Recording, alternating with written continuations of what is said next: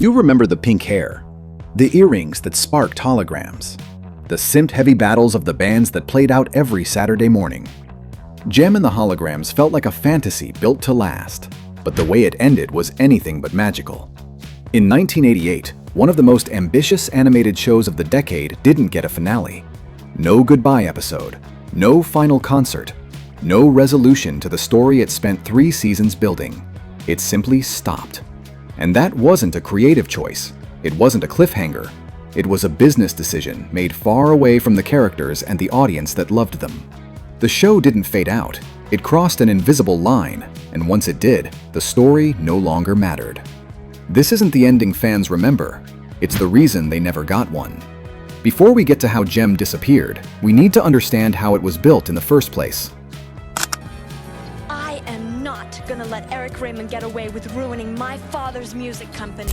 The rise. The problem nobody saw coming. In 1985, Hasbro had a problem. Mattel's Barbie owned the fashion doll market. Owned it like MTV owned your television.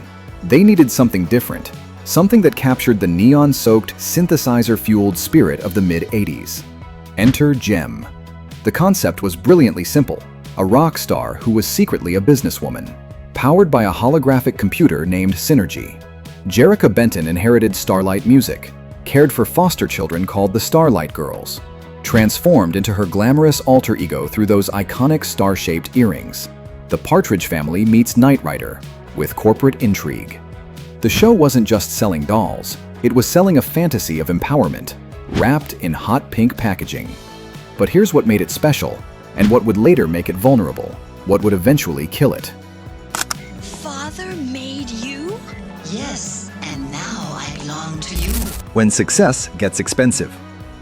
The series premiered in syndication, following the playbook that made G.I. Joe and Transformers household names. A half-hour toy commercial that somehow transcended its origins.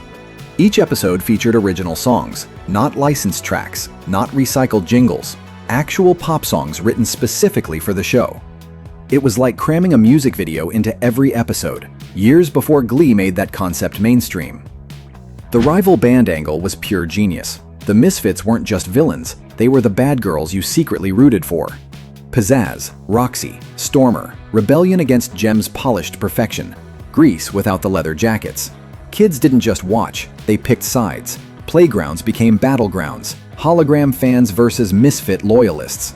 And every episode, the stakes got higher. The production values climbed, the ambition grew, which meant the costs grew too. The peak that couldn't last. By its second season, Jem had become appointment television, the Stranger Things of its era for young viewers. Merchandise sales through the roof. Hasbro released dolls, playsets, cassette tapes of the show's music, enough accessories to fill a Toys R Us aisle. The fashion doll market suddenly had real competition. Barbie noticed. The show tackled storylines other cartoons wouldn't touch. Foster care, corporate sabotage, the complicated ethics of maintaining a secret identity while dating a guy who is technically in love with 2 versions of you. That Rio love triangle alone could fuel a modern prestige drama. Animation studios like Toei handled production. The show looked expensive because it was expensive. Every musical sequence required studio time, voice recording sessions, animation that synced perfectly to the beat. This wasn't cheap Saturday morning filler. This was ambitious television, and that expense was becoming a problem.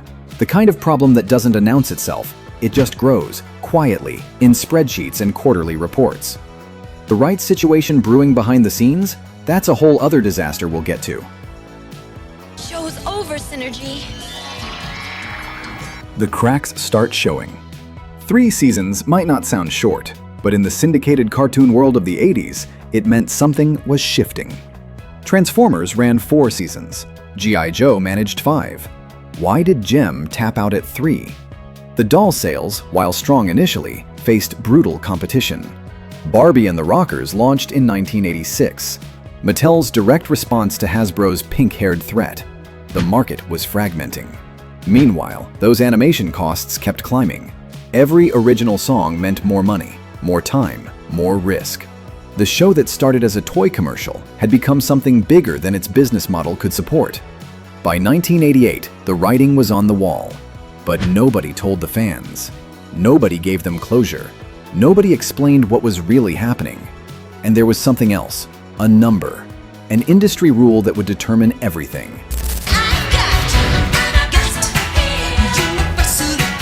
Midpoint, how it actually ended. Here's the truth about Gem's ending. There wasn't one. The final episode aired on May 2nd, 1988. It wasn't a finale. It wasn't a special event. It was just another episode, another day, another battle of the bands. The show ended mid-stride, like someone pulled the plug during a concert. No goodbye from Jerica, no final showdown with the Misfits, no resolution to whether Rio would ever learn the truth about his girlfriend's double life. Imagine if Friends ended on a random Tuesday. Joey ate a sandwich, credits rolled, forever. This wasn't unusual for syndicated cartoons of the era. Networks didn't care about narrative closure. They cared about whether toys were selling. When the sales projections dimmed, shows simply stopped production.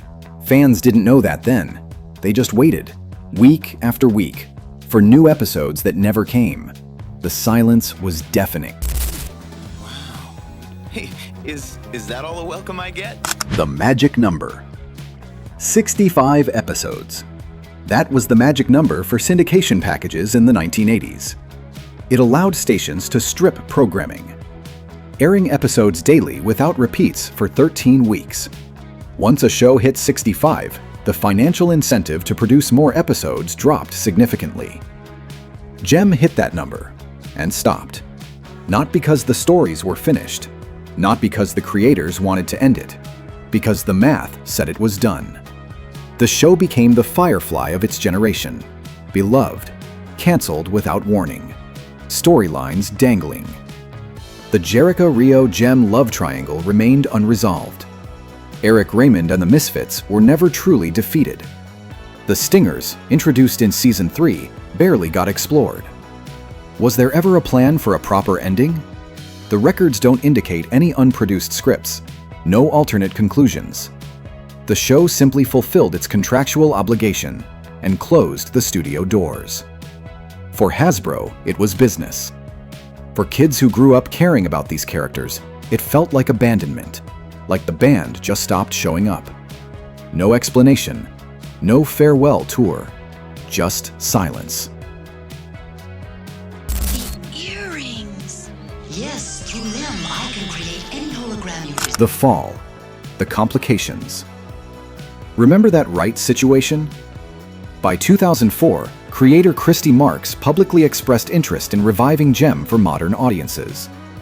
She saw the franchise's potential, understood its cultural resonance, wanted to bring it back. The problem? Complications concerning the rights. Those three words tell a story, familiar to anyone who followed the fate of beloved 80s properties. When shows were created as toy vehicles, ownership fragmented. Animation studios, toy companies, music rights holders, distribution networks. Every entity wanted their cut.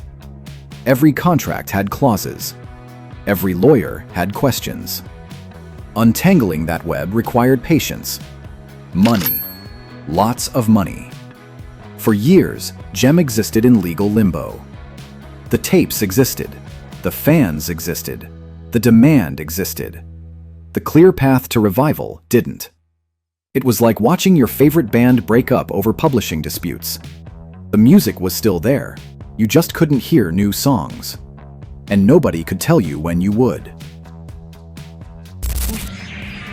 And I can change your appearances, like this. The years between.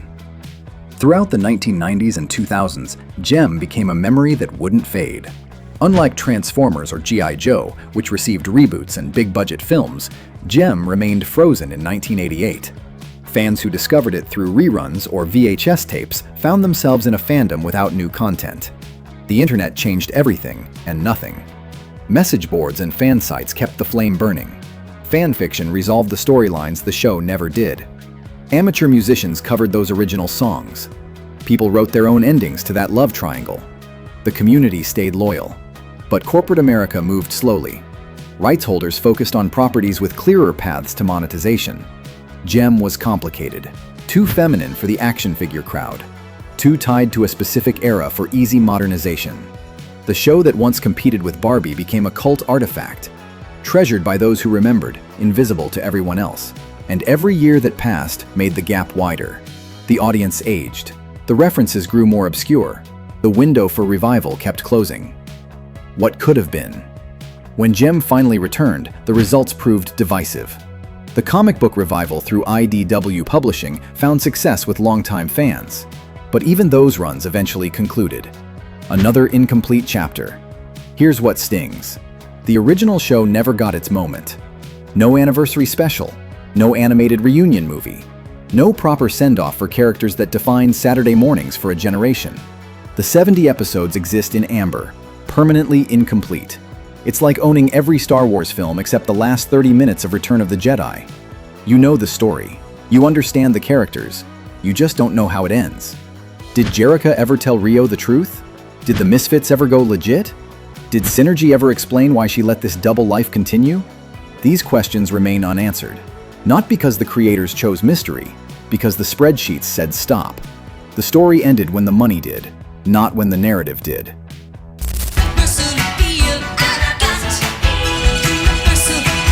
Where it lives now. Today, Jem and the Holograms occupies a peculiar position in pop culture memory. It's referenced more than it's watched. The aesthetic, that specific intersection of 80s glamour, punk attitude, and cartoon fantasy, shows up everywhere. Fashion collections, music videos, Instagram aesthetics.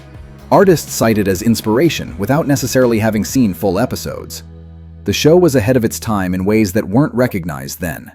A female-led business narrative, complex rivalries between women that weren't just about men, music as both art and commerce, the ethics of deception even when the cause seems noble. These themes play differently now than they did in 1985. For the men who watched alongside sisters, girlfriends, or just happened upon it while flipping channels, Jem represented something outside the typical action figure programming. It was different. It was ambitious. It took risks. And then it was gone. Without warning, without explanation, without an ending. Jem and the Holograms rocketed from ambitious toy launch to cultural phenomenon to abrupt cancellation in just 3 years. It proved that even beloved properties could vanish without warning. When corporate math said stop, when the syndication number was reached, when the rights became too complicated. The show reminds us that closure is a luxury in entertainment, not a guarantee. Stories end when funding ends. Characters freeze mid-arc when someone decides the merchandise isn't moving fast enough. Maybe that's why we keep talking about these 80s properties decades later. We're still processing those incomplete goodbyes, still wondering what could have been, still writing our own endings in our heads. Which part of this story hit you hardest?